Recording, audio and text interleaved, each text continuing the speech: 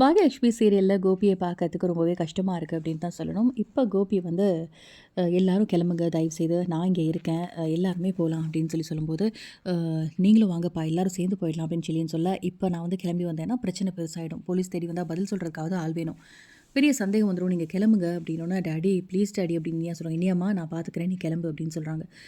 மாத்திரையில் எடுத்து வச்சுட்டு நீங்களும் கிளம்புங்க அப்படின்னு ஈஸ்வரி சொல்ல, ஈஸ்வரி வந்து இல்லைப்பா நீ வந்தால் தான் நான் போவேன் அப்படின்னு. புரிஞ்சுக்காம பேசாதீங்கம்மா, சிச்சுவேஷனை புரிஞ்சுக்கோங்க அப்படின்னு கோபி கத்துறாரு.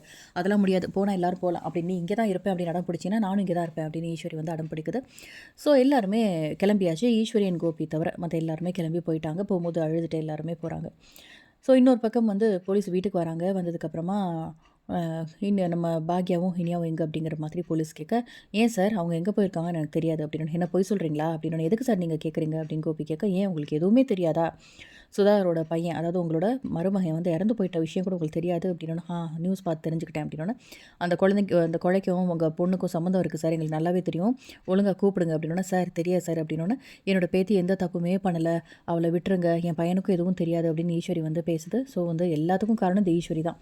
பட் பேசும்போது, அம்மா நீங்கள் எதுவாக இருந்தாலும் ஸ்டேஷனில் வந்து பேசிக்கோங்கம்மா அப்படின்னு சொல்லிட்டு, இப்போ உங்களை கூட்டிகிட்டு போகிறேன் அப்படின்ட்டு ஜீப்பில் ஏற்றி கோபியை கூட்டிகிட்டு போகும்போது, செல்வி நீ பார்த்துக்கோ அம்மாவை அப்படிங்கிற மாதிரி சொல்லிட்டு போகிறாங்க. ஒரு காலம் செல்வியை வச்சு செஞ்சாங்க குடும்பத்தோட.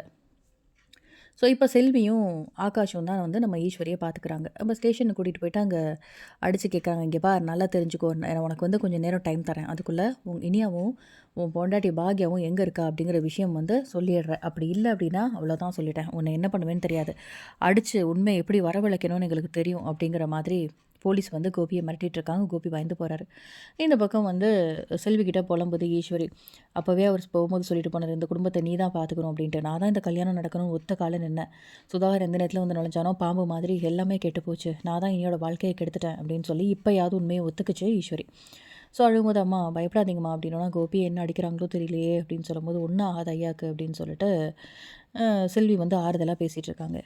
ஸோ இன்னொரு பக்கம் இதெல்லாம் நினச்சி ஆகாஷ் ரொம்ப அழுதுட்டுருக்காரு. சீனியாக்கு இவ்வளோ பிரச்சனை வரணுமா, இவ்வளோ கவலை வரணுமா அப்படின்னு சொல்லிட்டு வெளியில் நின்று இதெல்லாம் கேட்டு ஆகாஷ் வந்து அழுதுட்டுருக்காரு. ஸோ அப்கமிங்கில் வந்து இந்த ஒரு சீரியலில் வந்து ஏதோ ஒரு விஷயம் இருக்குது, நிதிஷோட விஷயம் பேக்ரவுண்ட் ஏதோ ஒன்று தெரிய வருது, வரப்போகுது. ஏன்னா வந்து இனியா கொண்டிருக்க மாட்டாங்க, ஏதாவது ட்விஸ்ட் ஒன்று இருக்கும், கிளைமேக்ஸ் எப்படி கொண்டு போய் முடிக்க போகிறாங்க அப்படிங்கிறது தெரியல. ஜஸ்ட் இன்னும் ஒரு 1 வீக்கில் இந்த ஒரு சீரியலை முடிக்க போகிறாங்க.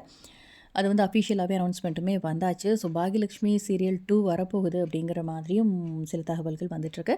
வெயிட் பண்ணி பார்க்கலாம். இந்த வீடியோ பிடிச்சிருந்தால் லைக் பண்ணுங்கள். இந்த மாதிரி அப்டேட்க்கு நம்ம சேனலை மறக்காமல் சப்ஸ்கிரைப் பண்ணுங்கள். தேங்க்யூ.